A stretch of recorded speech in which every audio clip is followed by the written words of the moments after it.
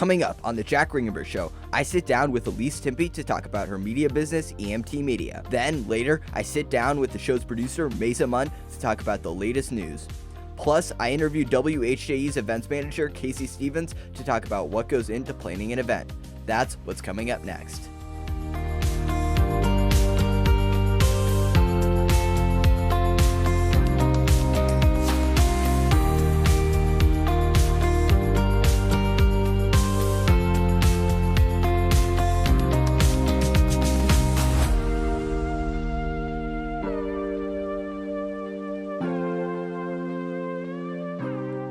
Hello everyone, and welcome to the second episode of the Jack Ringenberg Show. I'm your host, Jack Ringenberg. As some of you may know, I recently made my production company, Jack Ringenberg Media, an official business. And as some of you may know, with that announcement, we also decided to start taking on clients. Before I made that decision, I wanted to talk to other people in the freelance media space. So one of the people I sat down with was CHTV alumni Elyse Timpe. Elyse is currently a student at Ball State, and she's worked with their Chirp Vision and SportsLink program. Over the summer, she had the opportunity to work with the Carmel High School football team and do photography work for them. I'm so excited to show you this interview. Here's my interview with Elyse.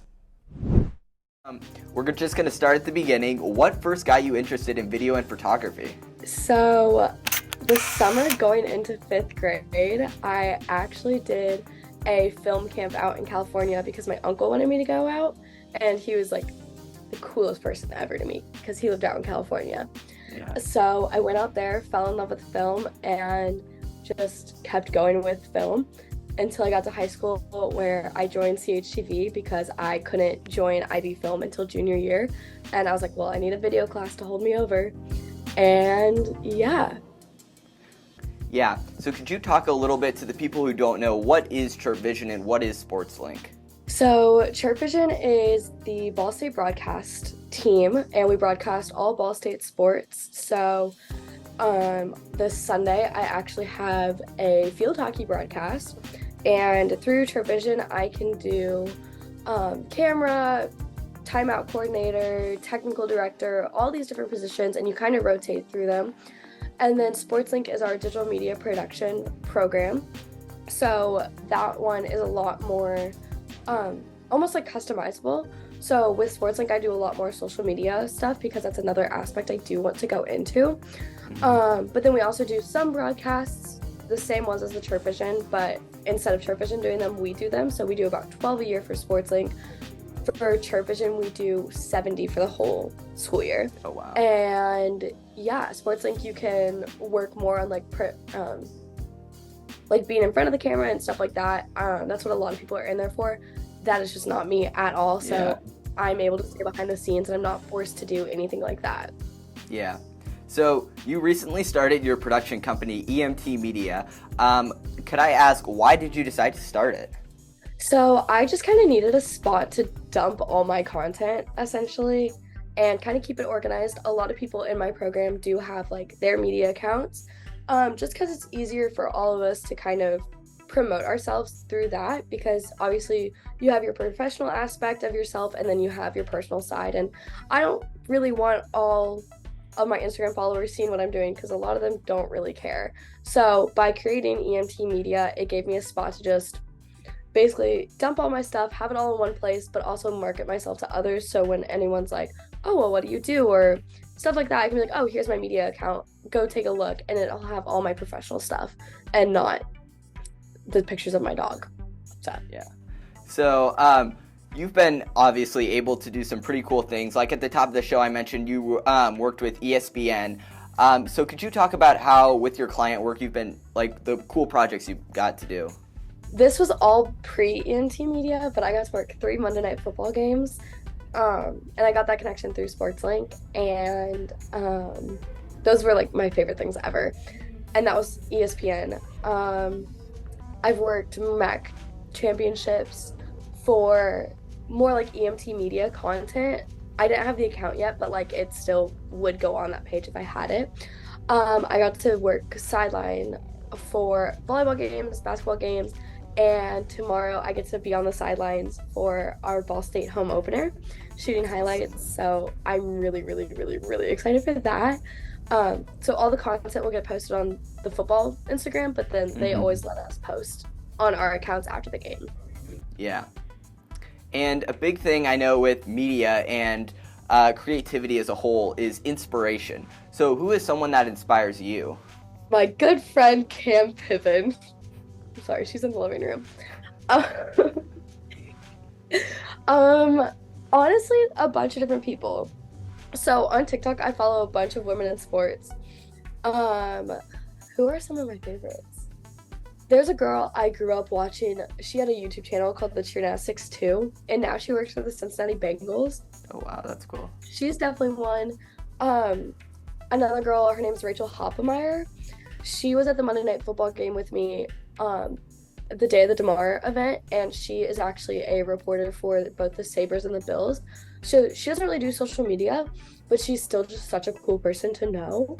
And I've been able to reach out to her over some things. Work-wise, like whose work I take inspiration from, I use Skull Sparks a lot. They post a bunch of different graphics, so I'm able to get like different aspects, and I'm like, oh, I really love this text or how they did the drip off the game day, stuff like that. And then one of the guys who works for the football team, his name is Cam Clift. He's been doing the intro videos for like our jerseys and stuff like that. So I've worked with him pretty closely just to see how he does it. I'm like, where do you get your inspiration? Kind of asking the same questions. Yeah. So he's been a nice person to like almost bounce ideas off of. Yeah. What advice would you give to someone that's trying to start to do freelance media, like as a beginner? Be nice. Reach out to people.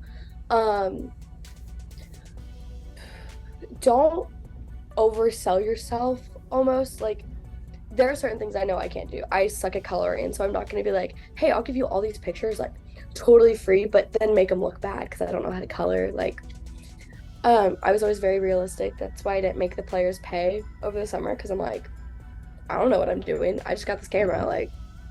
So definitely, like, be nice, make those connections. Like, that's definitely the most important part. Yeah. And for my final question, is there anything I haven't asked you that you would like to mention about EMT Media or anything you've done as a whole? Follow me on emt.media to catch up on Ball State content. Thank you so much, Elyse. To view Elyse's work, you can visit her online at tinyurl.com/emt-media. To view my full interview with Elyse, you can visit jackringenberg.com. Coming up, we have a new segment called Jack Reacts, where I'll be reacting to the latest news stories. And later, I sit down with Casey Stevens, one of the live events managers for Carmel High School's radio station, WHJE. That's coming up next. Make sure to stay tuned.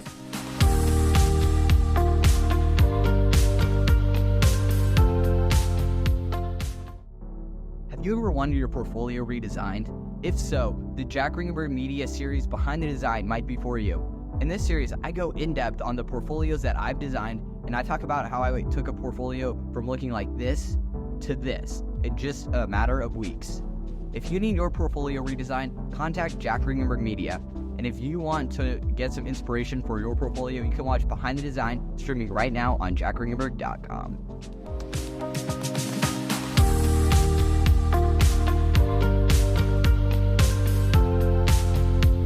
Welcome back. It's now time for the show's new segment, Jack Reacts. In this segment, I will be reacting to 3 news stories with the show's executive producer, Maiza Munn. So without further ado, let's go. Okay, so we got 3 news stories here, and let's just start with the first one. So I found this article from 9to5Mac about how Apple Vision Pro beat its expected pre-orders. So I don't understand Apple Vision Pro whatsoever. Okay, you don't? Can you explain it to me, Yeah, please? so Apple Vision Pro is basically Apple's like mixed reality headset. So it's like it's a lot of like AR, but like it also has a little VR, like if you do their little like digital crown like thing, and it can take you into a completely immersive experience. Oh, okay. So anyway, but the thing that's keeping a lot of people back from buying it is the fact that it's $3,500. That's like the base model. Yeah, it's a little. Oh my gosh, seriously? Yeah, it's a little expensive. But yeah, it's like really expensive. And then like you have like the Meta Quest 3, which is like pretty similar, but it's made by Meta, formerly known as Oculus. And theirs is like 400, I think, or something like that. So it's like significantly less. Yes. But So yeah. this hasn't come out yet. No, it's coming out February 2nd, but everyone was thinking like, well, even Apple was thinking like not a lot of people are gonna buy this. So they only put in a order for like a certain amount, but pre-orders surpassed that by a lot. So Apple was surprised and everyone was kind of surprised. I'm surprised. I didn't know that was the thing. So yeah. So I also heard that the Oscar nominations happened recently.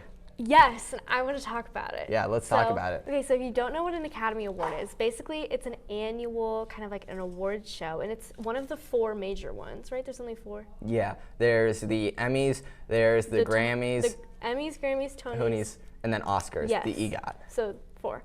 So it's annual, and then you kind of just get awarded if you have excellence in like a film category, whether that be for directing or acting or literally anything, like costume design, anything like that. So this is the oldest award show. This started in 1929, making this the 96th award presentation. Wow, that's crazy. I know. So this is for the 2023 year, and people had a lot of problems with it. Have you heard about it? Yeah, I've heard about like the Barbie winning, like, or Ryan Gosling from Barbie winning like best. More. There's so more? yeah, so that was one of the big deals is that Barbie only got 8 nominations, which is still a good amount, I would say. Like nothing to be complaining about. However, people were very unhappy with the lack of recognition for Margot Robbie and Greta Gerwig, who were the 2, I would say, like main people. Because Greta Gerwig obviously directed it, and she did Margot a phenomenal Robbie job.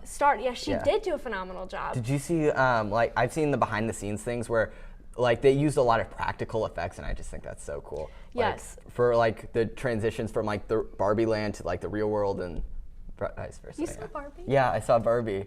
Yeah. Good.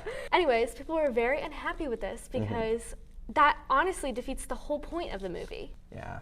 So in this fictional world, the Kens and the Barbies are like the 2 people, right? So there's Kens and Barbies, obviously male and female. And Barbies are kind of ruling this whole world until something happens, and then the Kens have this world under their control. So then once the Barbies take it back, it's kind of like peace, harmony, like we love women. It was kind of a feminist piece almost. And it really gave a lot of people appreciation for strong, powerful leadership role model women in their lives. So by Greta Gerwig not receiving this nomination, it almost defeats everything she was trying to say in the movie. And then Margot Robbie didn't get anything either when Ryan Gosling did. Yeah. Which is just another example of like kind of the push there. So Yeah. one kind of combat to that a lot of people have been saying is that America Ferrera, who was like she got the nomination for supporting actress. So she got that. Yeah. Margot Robbie didn't. So it was kind of a whole thing. And Ryan Gosling made a statement about it. Yes, I And did hear about this. I can read it. Yes, please do. I wrote it down so we can read it. Awesome. I am extremely honored to be nominated by my colleagues alongside such remarkable artists in a year of so many great films. And I never thought I'd be saying this, but I'm also incredibly honored and proud that it's portraying a plastic doll named Ken. There is no Ken without Barbie, and there is no Barbie movie without Greta Gerwig and Margot Robbie, the 2 people most responsible for this history-making, globally celebrated film. No recognition would be possible for anyone in the film without their talent, grit, and genius. To say that I'm disappointed that they are not nominated in their respective categories would be an understatement. Against all odds, with nothing but a couple of soulless, scantily clad, and thankfully crotchless dolls, they made us laugh, they broke our hearts, they pushed the culture, that they made history. Their work should be recognized along with the many other very deserving nominees. Having said that, I am so happy for America Ferrera and the other incredible artists who contributed their talents to making such a groundbreaking film. So, a lot of times in kind of movie drama or like award show drama, no one will ever say anything. So the public as a whole really enjoyed that Ryan Gosling did say something about this as a man in that situation. Yeah. Well, yeah, I agree. Yeah, just with everything you said. And I think that it's really unfortunate that Margot Robbie and Greta Gerwig didn't get nominated for anything. Yes, but there is more happiness with the Oscars this year because they have had a history of not being so diversely inclusive. You know, like in 2015, I think like the hashtag Oscars so white was viral everywhere. So Lily Gladstone this year became the first Native American woman to be nominated for a Best Leading Actress role in her role of Killers of the Flower Moon, which overall as a movie received, I think, 10 nominations, which is a really big deal. So this shows positive progress in the Academy Awards. That's awesome. Yeah, so there is some cons, but there's also some pros in its own little way. Yeah. Recently, Jack Antonoff, lead singer for the band Bleachers, producer and songwriter, announced that he's starting his own record label called Shadow of the City. I'm super excited about this because I'm a Jack Antonoff fan. I love the band Bleachers. Maiza, what are your thoughts? I think Jack Antonoff as a person is so incredible because he just does everything. Yeah. If you pull out your phone right now and you go on Spotify or Apple Music, whatever, you search up Jack Antonoff produced songs as a playlist. There are so many. There are so many. He produces everything. I know. So for him to have a record label is a huge deal. I mean, that is so much easier, it feels like. So the first thing his label is doing is producing the soundtrack for this new Apple TV Plus original series that's coming out in a few months called The New Look. And oh my goodness, this soundtrack, it's gonna be crazy. There are gonna be performers such as the 1975, Lana Del Rey, Bleachers, Nick Cave, just so many people that are gonna be on this. They're doing covers of songs. It's gonna be crazy. I'm so excited. That should be so incredible. I know. I love every single thing that he does with music. I'm not personally a huge Bleachers fan. I mean, I will definitely listen to their songs if they come up just in a shuffle, but I'm not gonna go out of my way to search for them. So I don't know, I just think every single song that he produces is incredible. It is, yeah. I don't think there's been a song that he's produced where I've been I don't really like this. What's your favorite Jack Antonoff produced song? My favorite Jack Antonoff produced song? I really like Roller Coaster by Bleachers because, I like the song, but then also I've watched videos about the behind the scenes of it with the production quality and listening to all the different elements of the song, the keyboard and all this other stuff. It's just so cool. Yeah. So one other thing. So now that Jack Antonoff has his new record label and we know he's friends with Taylor Swift, do we think that Taylor Swift might ever switch labels to his new Shadow of the City label? I don't think so. Okay, I think why? Taylor Swift is by far the biggest woman in the world. She is. Definitely. She's the most famous person. I mean, she's modern day music. Yeah. If anything, she is our Beatles. Yeah. So obviously she's done so many huge things with Universal Music Group that I don't think she'd ever change that. Yeah. Also, kind of as a person, just when I think about it, I don't think I would do that. Yeah, I probably wouldn't either because Universal Music Group is really big, but you never know. Maybe it could be super successful. Yeah, we'll see what happens with it. So everyone, thank you so much for watching this segment of Jack Reacts, and stay tuned because when we come back, I will be sitting down with Casey Stevens, one of the events managers for WHJE, to talk about what goes into producing events here at Carmel High School. So stay tuned, and we'll be right back.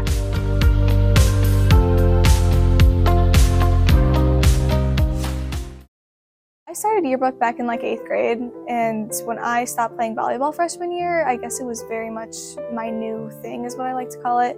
I think it really just gave me something to do with my time, a new hobby. I mean, I made some of my best friends here.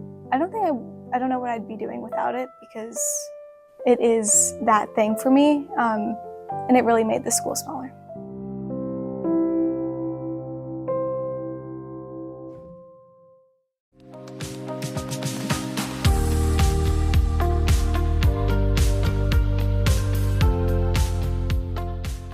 Did you know that there are over 20,000 high schools in America? And did you know out of those 20,000, about 200 have high school radio stations?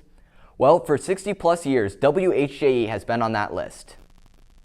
Throughout the school year, WHJE will host all kinds of events, and all of these events are planned by two people, one of them being Casey Stevens.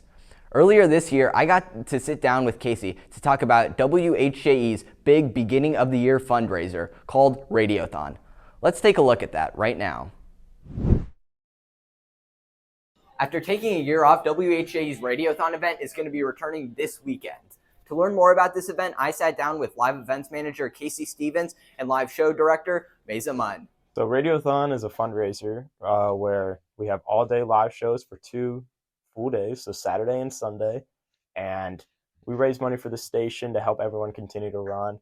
This year, we're having a little bit of a twist, so we're bringing back WHJE alumni to where we can try and persuade them to give a little more money since they're part of the station and they kind of have that emotional attachment to it. People will be able to donate to WHJE through their CHTV Plus-like loyalty program, the 91.3 Club. So the 91.3 Club is a club that we have at WHJE, and really all you have to do to be a part of it is pay $91.30. That can be found on our website, WHJE.com. And you are then a part of this club, and your name will be read on air. There's going to be like pre-made sweepers. So really at any time you can be listening to the radio station and it could say, you know, these are the supporters of the 91.3 Club, and your name could be read. To learn more about WHJE's upcoming event and to listen to their shows live during Radiothon, you can visit their website, WHJE.com. Reporting for CHTV, I have been Jack Ringenberg. I am now joined by Casey Stevens himself. Thanks for being here, Casey. Thank you for having me, Jack. So, Casey, how long have you been a part of WHJE? I joined WHJE in my sophomore year of high school, and I really got involved early with it. I tried to get my projects done as fast as I could because I found out if I did that, I would be able to go live on air more, get more hands-on experience for myself, which for me, that's kind of how I like to learn. If I get the experience early and right away, it's going to help me in the future. Yeah. And why did you decide to join WHJE? So I actually, funny story, my brother told me not to join it. He was like, stay away from it. It's not something that you want to do. He was like, communications in general, it's not something that you should do. And then I rebelled against him. And I was like, I'm going to take it. Why not? So I took the class, really liked it the first year. Second year, that's when everything picked up. And now we're here. Yeah, so now you're in your third year at WHJE, right? And you're the live events manager, and you've done like a lot of big events. Could you kind of talk about what made you want to be the live events manager specifically? Yeah, so we always hold one of the annual fundraisers for the past few years now called Rileython. And that's where we really raise money for Dance Marathon, give it to Raleigh Children's Hospital. And just seeing how that could help the kids in general and also help with research for cancer and all of that, that really got me going. And my dad recently had heart failure and was in the hospital for a week, and his heart was only working for 17%.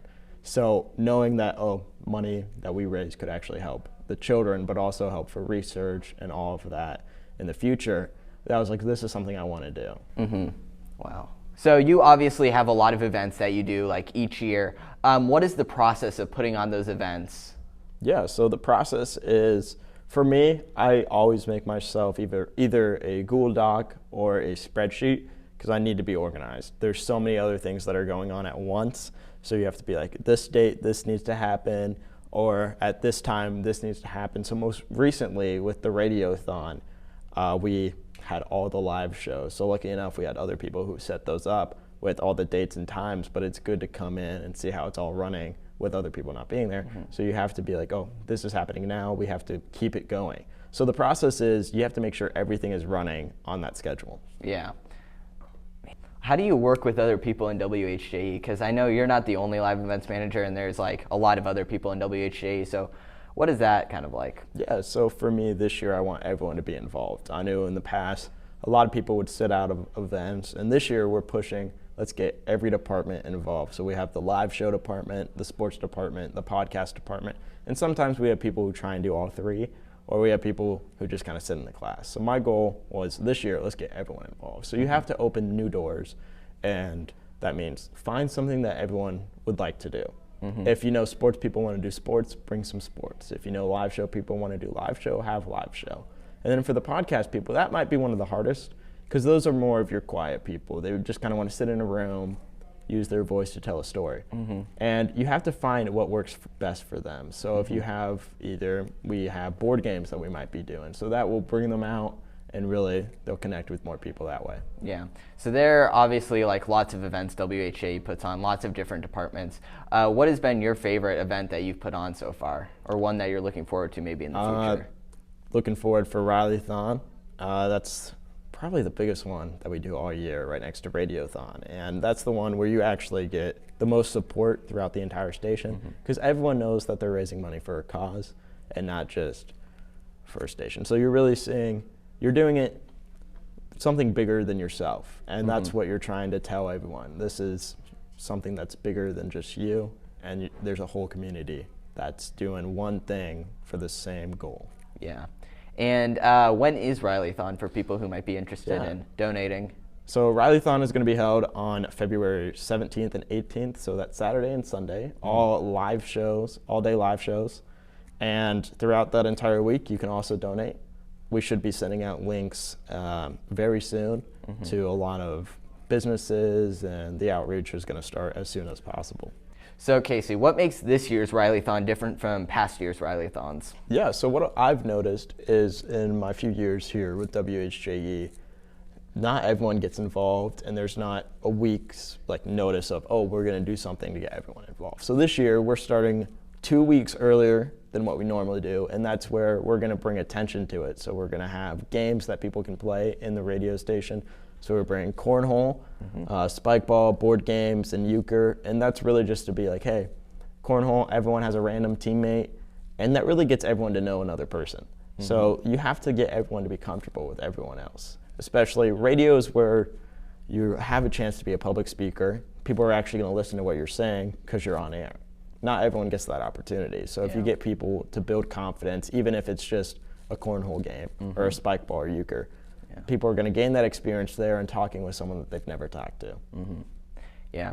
What have been some challenges that you faced, like planning this event specifically, or just kind of any events in general? Yeah, so this is if like we do an event outside, weather is the number one thing that will really either make or break it. If we do something inside, typically in the school, we have to get it ran by administration. And sometimes if you bring up a new thing that hasn't happened before, they're going to take it down because they don't want to break any of the norms that have happened, which that's fair to say. And on the same side, it's like, oh, we have this great idea. Let's see if we can make it happen.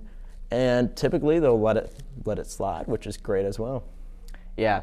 And so for my final question, how far in advance do you typically start planning these events? So for me, I like to do it right when another event ends. And that's slightly stressful because I might shoot a text to Mr. James saying, hey, we need to start now on this. And he'd be like, we just ended something. So we got to, for me, I like to be a planner and those type of things. Organization is something. If I can start early, I'm going to carry that momentum up until the end of the event. Yeah. Well, thank you, Casey, so much for being here. To learn more about WHJE's upcoming events, you can visit them online at WHJE.com. Stay tuned because we'll be right back.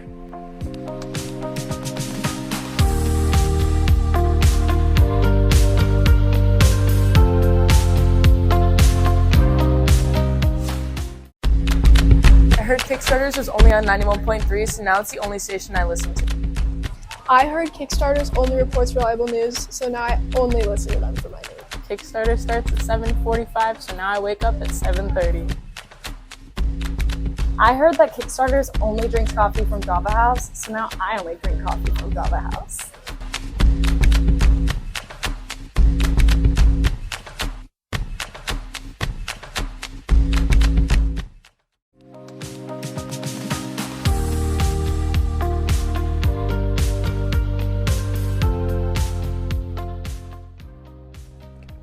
Well, everyone, thank you so much for watching this episode of The Jack Ringenberg Show. For more Jack Ringenberg content, you can find us online at jackringenberg.com. Thank you so much for watching, and I'll see you next time.